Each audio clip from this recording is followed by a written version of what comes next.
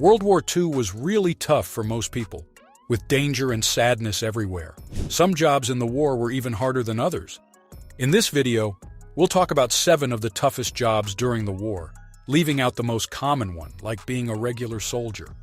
During World War II, the United States Army Air Forces used bombers like the B-17 Flying Fortress to change how wars were fought, while some, like the B-17 Memphis Belle, made it through the war without losing any crew. Many others weren't so lucky. The people who had one of the toughest jobs were the ball turret gunners. These gunners sat in small, round turrets on the bottom of the plane.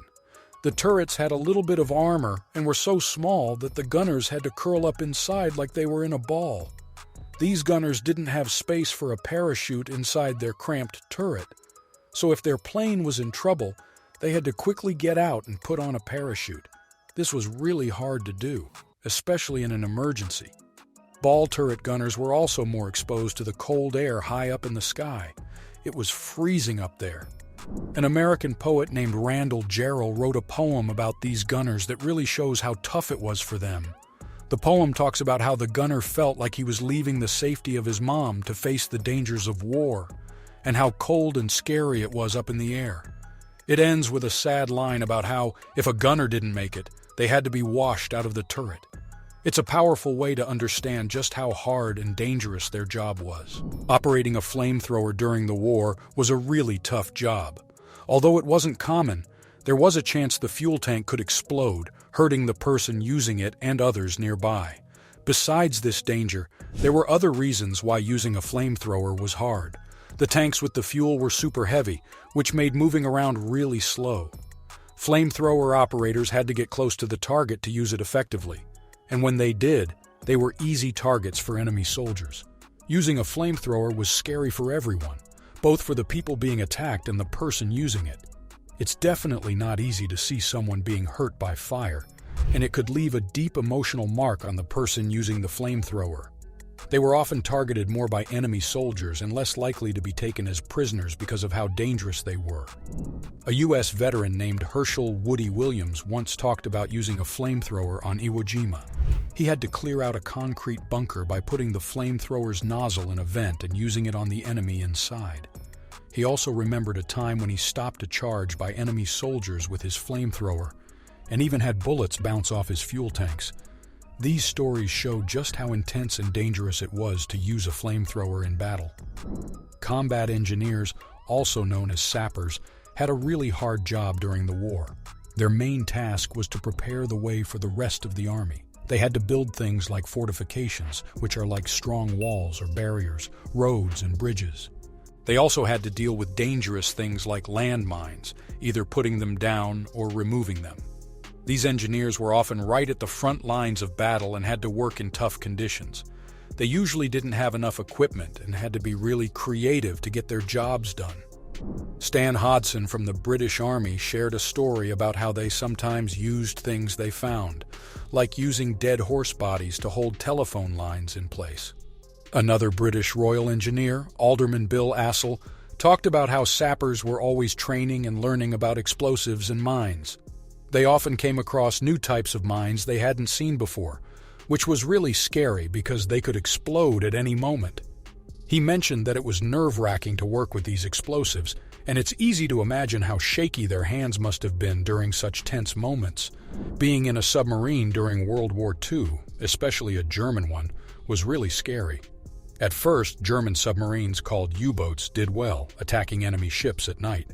This time was called the Happy Time by the Germans. But soon, things changed. The Allies got better at finding and attacking U-boats.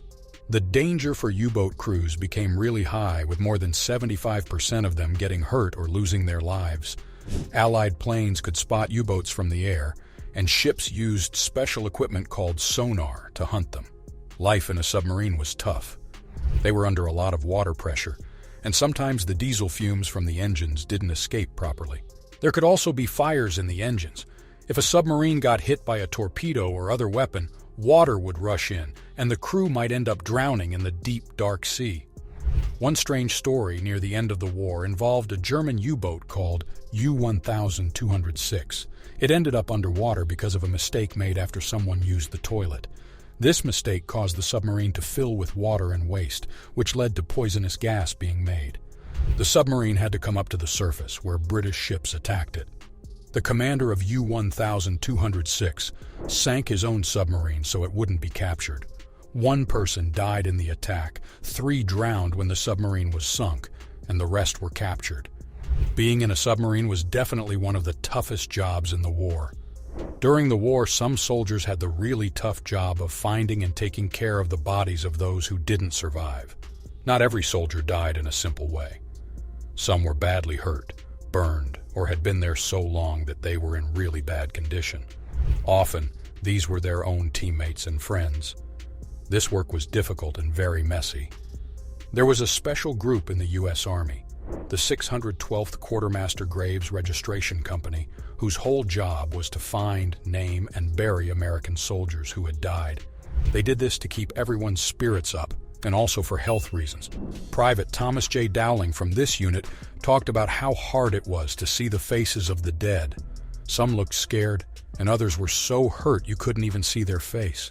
During the Normandy landings, they had to free bodies stuck in boat propellers, and in cold places, they sometimes had to thaw frozen bodies to figure out who they were.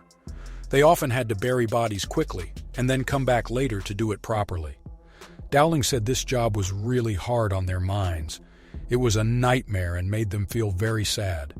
Some couldn't handle it, and others just became numb to it.